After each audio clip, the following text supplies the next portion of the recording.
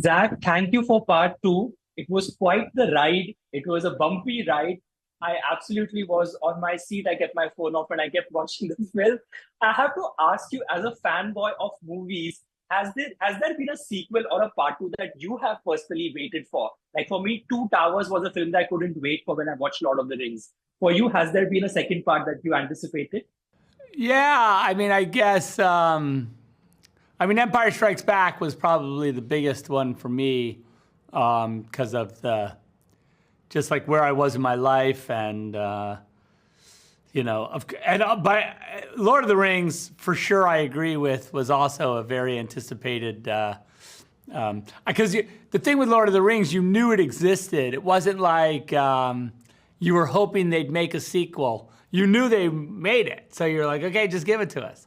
I think those are always that experience is really, I think, for in movies, it's like, like when you watch a series you love, a TV show, and oh, there's one coming.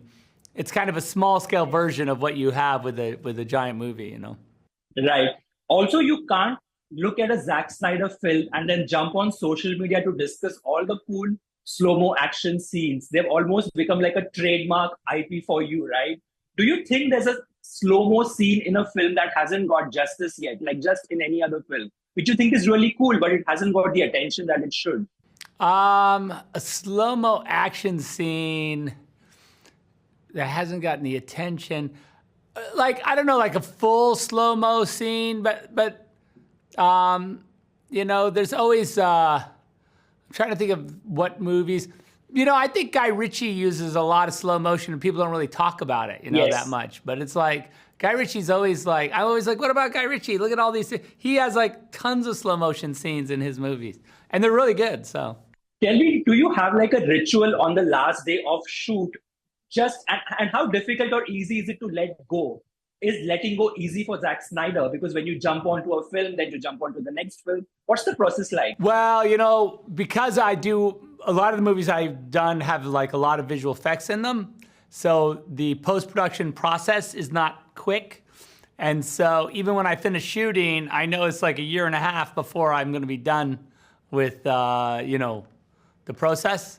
And so even though I finished shooting, for me, I'm still going to live with it for another almost 2 years before the movie comes out. So it's not as easy as just, but it is sad to say, till next time to my sort of production crew, all my people I work with on the set of filming, and those are like, I tend to use the same guys over and over, and so it's very much a family affair when we have to when I have to go into the dark room and start editing. Right. In the range of all the human emotions that we have, if you had to describe the Rebel Moon experience as an emotion, as a one-word emotion, what word would you choose? What emoji or emotion would you Oh, choose? emotionally,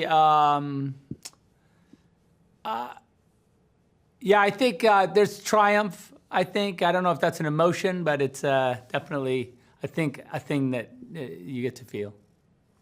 Triumphant. Absolutely. And triumphant. We like that word. We'll keep that word. Tell me, how often do you have people around you give you feedback of what's happening on social media? Because that's almost an extended part of filmmaking now. What people discuss, what fans have to say, what they anticipate.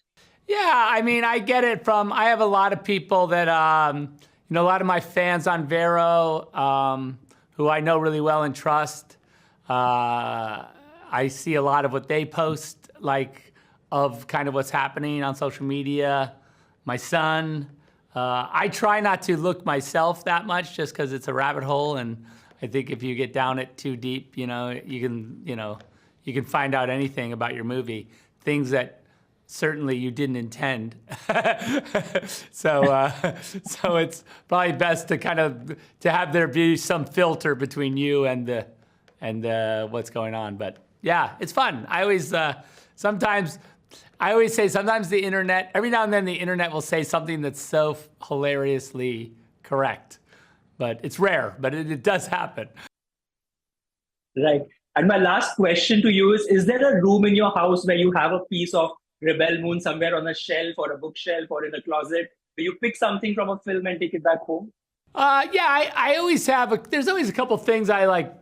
It's weird stuff that I'll take, but yeah, like I have like the first, the drop ships, the little drop ships from the Dreadnought.